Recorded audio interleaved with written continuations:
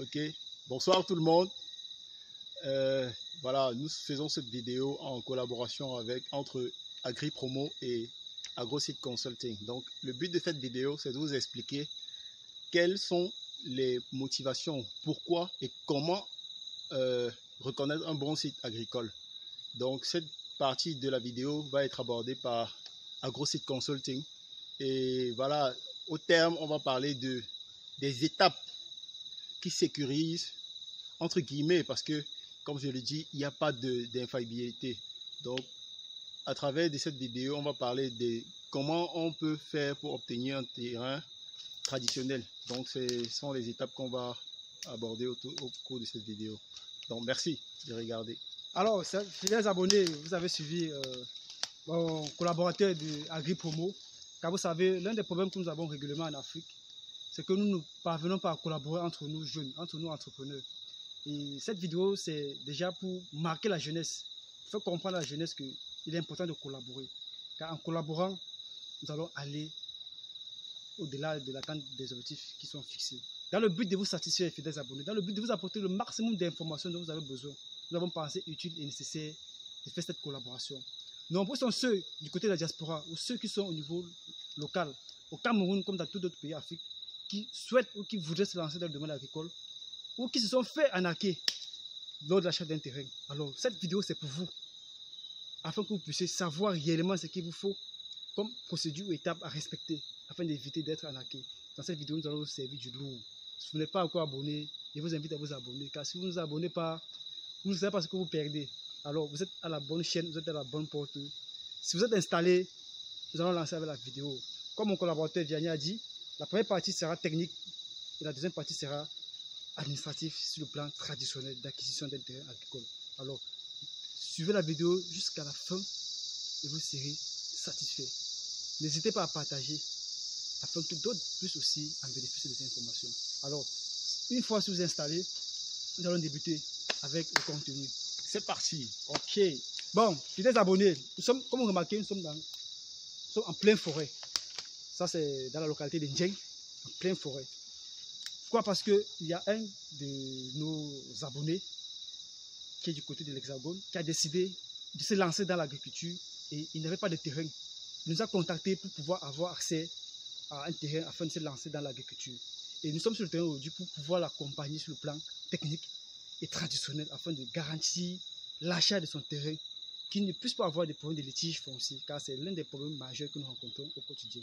Alors, moi je vais aborder le plan technique comme je le disais tantôt. En premier, ce qu'il faut avoir comme premier plan, c'est l'accessibilité. L'accessibilité, c'est un paramètre très, très, très important. Si vous avez un terrain agricole à moindre coût et qui n'est pas accessible, ça ne vous sert à rien. Vous allez beau produire, mais comment est-ce que vous allez sortir du champ pour la ville avec votre production? Donc, ce ne sera pas évident. Donc, l'accessibilité, quand vous voulez acheter un terrain agricole, la première chose à vous rassurer, c'est que le terrain agricole soit accessible pour vous. Que vous puissiez peut-être, si vous avez un véhicule, que vous puissiez peut-être de votre domicile jusqu'à votre site avec votre véhicule. Donc, il y a l'accessibilité. Deuxième point, il y a la présence d'un cours d'eau. Il faut un cours d'eau absolument qui borne le champ. Parce que si ce n'est pas le cours d'eau, vous êtes conditionné, il y a les cultures que vous ne pouvez pas faire. Avec de l'eau, vous produisez à tout moment de l'année. Avec de l'eau, vous êtes sûr que vos différents traitements phytosanitaires vont être faits. Si vous n'avez pas de l'eau, vous allez être obligé de prendre de l'eau peut-être à la maison pour le site. Vous allez peut-être faire un forage et le forage peut-être peut tarir par après. Mais quand il y a un cours d'eau naturel que le Seigneur a donné, vraiment c'est bénéfique. Donc il y a le cours d'eau qu'il faut vous rassurer de l'avoir lorsque vous achetez un terrain agricole. Lorsque c'est présent, c'est déjà un bon critère suivi, précédé du critère de l'accessibilité. Après le critère de l'accessibilité, le critère du cours d'eau, il y a la mentalité de la population dans laquelle vous voulez vous installer. Parce qu'il faut savoir, il y a les zones où le développement n'est pas bien accueilli. Il faut vous rassurer que la zone est accessible au développement, que la main-d'œuvre est disponible à tout moment. Que la main-d'œuvre est sérieuse, jeune et honnête. Donc, ce sont les critères comme ça qu'il faut vraiment prendre en considération. Et aussi, il faut aussi tenir compte de la culture que vous voulez faire. Parce que beaucoup prennent des sites, peut-être à cause du coût. Mais je voudrais vous dire que le coût, c'est la dernière chose à laquelle il faut penser. Parce que si vous mettez le coût en première position, vous allez beaucoup perdre d'autres paramètres parce que vous allez voir, imaginons, on vous propose un terrain à 50 000, l'autre à 500 000 ou 1 million d'hectares. Forcément, vous allez courir vers 50 000, mais ça peut être un piège. Mais vous pouvez payer un terrain à 1 million qui est proche de la route, dont il y a un point d'eau, dont il fait beau vivre, dont la mentalité est bonne, dont l'accessibilité est meilleure. Donc, le coût, c'est la dernière chose à laquelle il faut penser. Je ne saurais être trop long, car vous avez les différents contacts pour pouvoir avoir plus d'informations. Donc, je vais résumer afin de passer la parole à mon collaborateur. J'ai dit tantôt qu'en premier, il y a l'accessibilité dont il faut tenir compte lors de l'achat de votre terrain agricole. Il y a la présence d'un cours d'eau. Il y a la mentalité de la population locale dans laquelle vous voulez vous installer. Et ensuite, il y a le coût d'acquisition qui vient en dernière position. C'est vrai, il y a peut-être d'autres paramètres mineurs qui entrent en considération, mais voilà pour vous servir des paramètres majeurs qui peuvent influencer l'achat d'un terrain agricole.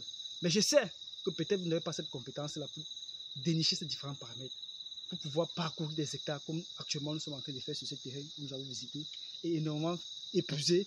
Mais nous avons pris vraiment pour nous, par amour, de vous produire cette vidéo. Vous pouvez nous faire appel afin de vous garantir l'achat de votre terrain agricole. Bon, je passe la parole à mon collaborateur pour qu'il puisse vous rassurer, puisse vous parler de la procédure administrative sur le plan traditionnel. Parce qu'après l'aspect technique, il faut bien évidemment peut-être payer le terrain.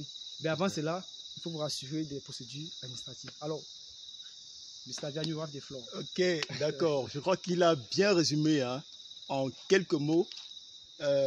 Voilà, comment et pourquoi voilà, s'installer dans un espace, dans un village. Bon, moi je dis souvent, l'agriculture, on la fait pas, si on veut faire sur à grande échelle, on ne la fait pas dans le milieu urbain. Généralement, c'est dans les périphéries, c'est dans les zones, dans les villages. Et donc, beaucoup de personnes veulent acquérir un terrain et ce qu'ils font généralement, c'est ils se confrontent à ce problème d'arnaque. Donc, AgriPromo a essayé de définir un canevas qui est assez détaillé pour accompagner des personnes qui veulent acquérir des parcelles de terrain. Nous sommes en forêt, nous sommes dans des villages, nous parcourons plusieurs zones dans le pays et nous avons déjà pu recenser pas mal de terrains voilà, qui sont détenus par des familles. Voilà. Donc l'idée ici c'est quoi? De vous dire, la forêt appartient à l'État, ça c'est fondamental. Maintenant, ceux qui jouissent de cette ressource-là forestière, ce sont les villages, les riverains du village. Et justement, eux, ils n'ont pas les moyens de développer, voilà, de développer et de pratiquer de l'agriculture. Ce qui fait qu'on a besoin des investisseurs, on a besoin des personnes qui sont prêts à se lancer dans l'entrepreneuriat. Donc, au travers de cette vidéo, on va essayer de déballer comme ça les étapes. Donc, si vous êtes désireux si vous voulez acheter un terrain agricole, voilà, sachez qu'il y a 4 étapes et qui sont des étapes à ne pas négliger. On ne doit pas les bypasser. Nous avons fait ça parce qu'on a vu plein de personnes se plaindre d'avoir été arnaquées par des personnes. Justement. Voilà. L'une des choses, c'est quoi? La première, c'est, premièrement, il y a la reconnaissance qu'on appelle de manière traditionnelle l'entrée en forêt ou la descente sur le site. Voilà, effectivement. Mais généralement, les personnes le font, mais ils viennent avec le vendeur en sourdine, ils viennent voir le terrain, après, paf, ils sont partis. Mais en réalité, ce n'est pas ça. Une commission doit être mise en place qui est constituée d'un technicien agricole, un ingénieur, qui va venir faire des prélèvements sur le site pour, à son niveau, identifier quelles sont les spéculations agricoles qui sont intéressantes pour la mise en place de la plantation. Maintenant, on est constitué aussi d'un géomètre topographe.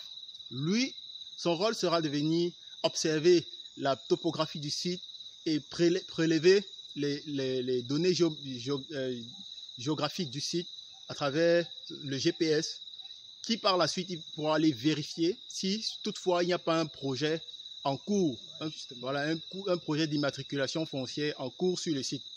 Voilà. Après cela, après cela, voilà, je voulais ajouter que la commission est constituée aussi du vendeur.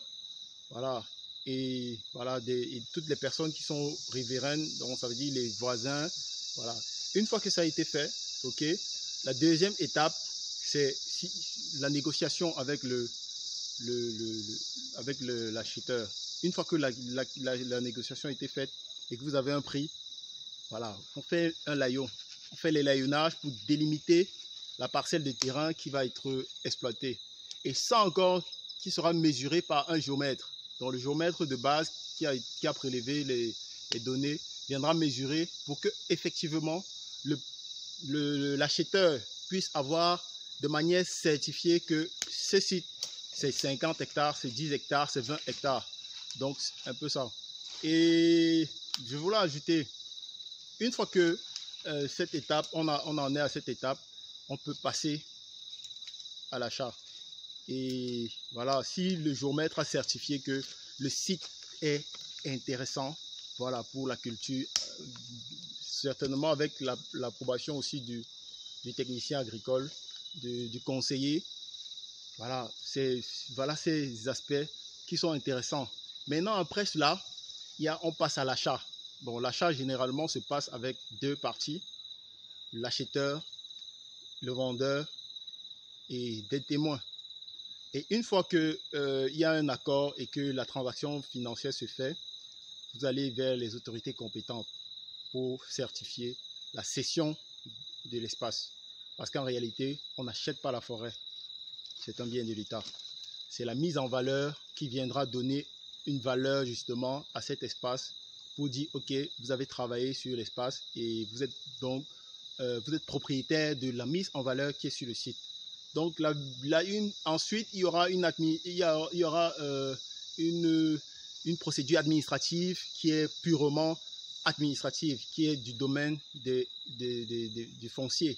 Et donc, vous vous rapprochez des domaines en charge, voilà, et vous aurez plus d'informations. Je crois que le géomètre qui sera dans la commission pourra vous détailler de manière assez claire comment procéder à l'obtention d'un titre foncier sur le plan agricole. Donc, je ne vais pas être long, je crois que j'ai essayé de brosser comme ça les étapes pour obtenir un terrain voilà, entre guillemets, en mettant des sécurités.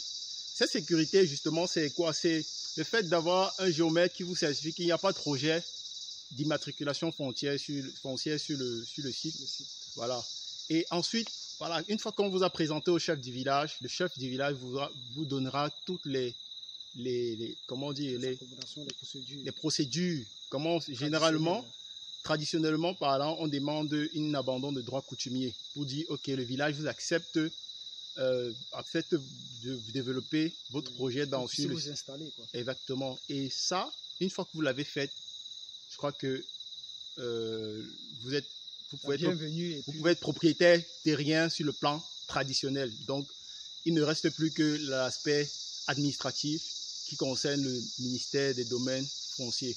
Et ça, je vous invite à vous rapprocher des délégations qui sont dans votre localité pour avoir plus d'informations.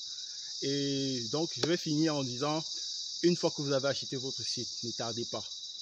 Faites une mise en valeur. Faites la mise en valeur parce que c'est ça justement qui va vous garantir, OK, que vous avez justement... Parce que si vous tardez de travailler, il y aura des filous qui viendront, voilà, parce qu'il y a... Voilà, ils vont vendre, ils vont faire une autre vente. Et ça, on le voit pratiquement tout le temps et c'est déplorable. Donc, tenez compte des conseils qui ont été donnés sur la chaîne, donc par AgroSite Consulting et AgriPromo. Et nous vous remercions d'avoir regardé la vidéo. Fidèles abonnés, voilà. J'espère que vous avez très bien suivi ce qui a été dit. Prenez tout votre temps, réécoutez la vidéo, notez les informations qui sont passées dans cette vidéo. Il ne faudrait pas vous faire arnaquer. Mais tout de même, il faut savoir que l'aspect traditionnel et administratif ne vient qu'après l'aspect technique.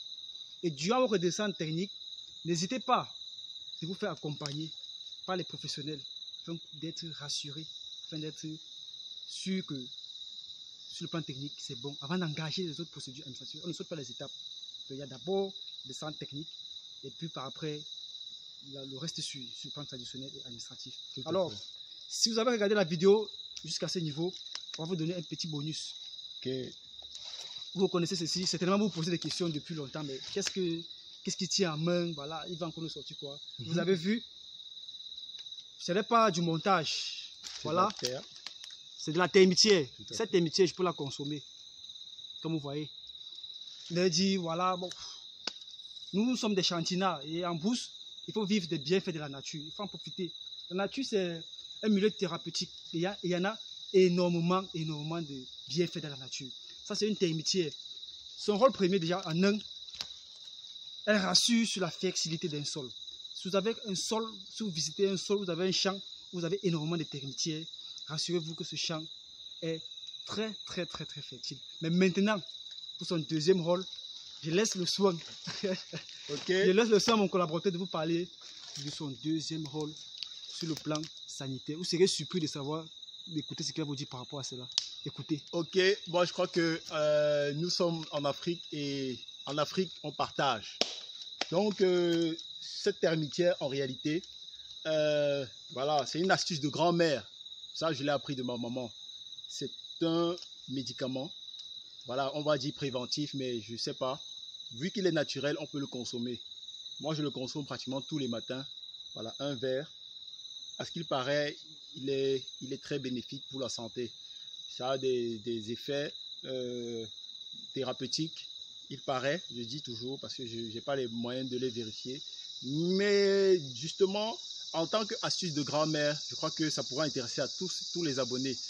Il s'agit de quoi? Cette termitière, on la consomme en poudre. Donc, après l'avoir écrasée dans un verre d'eau, 2 cuillerées dans un verre d'eau, on peut avoir, et vous buvez juste le jus, ça pourrait guérir les cancers du type kyste, parce que c'est les cellules cancérigènes qui se développent. Les kystes, généralement, voilà, on voit les personnes qui ont des boules qui commencent à se former en consommant ça. Je crois que ça pourrait agresser la cellule cancérigène et obtenir comme ça une guérison. Donc c'était ça en fait. Hein. Je n'ai pas d'alibi pour étayer cela, mais je sais que c'est naturel et moi-même j'en consomme. Donc je vous invite à essayer aussi. Ok, bon, si vous avez aimé le bonus, disons-nous à très bientôt pour une nouvelle vidéo. Vous avez vu, j'ai consommé cela devant vous. Ce n'est pas du cinéma, ce n'est pas du montage, c'est du réel. C'est de l'agriculture de terrain, non l'agriculture de bureau. Et sur le terrain, on profite des bienfaits de la nature, car nous sommes en Afrique. Fidèles abonnés, disons-nous à très bientôt pour une autre nouvelle vidéo. Ne quittez pas la chaîne sans vous abonner si vous n'êtes pas encore abonné. N'oubliez pas de cliquer sur la cloche de notification afin de profiter en temps réel des nouvelles vidéos qui seront mises à votre disposition. Partagez la vidéo, communiquez sur la chaîne avec vos collègues, avec vos frères, vos amis, afin qu'ils puissent aussi en bénéficier des informations concernant le domaine agricole. La terre ne trompe pas, c'est vrai, mais on ne triche pas avec elle. C'était comme ça pour vous le Chantinard, depuis Djeng. Disons-nous à très bientôt. Merci. Et Vianney Tienche pour AgriPromo. À très bientôt sur la chaîne.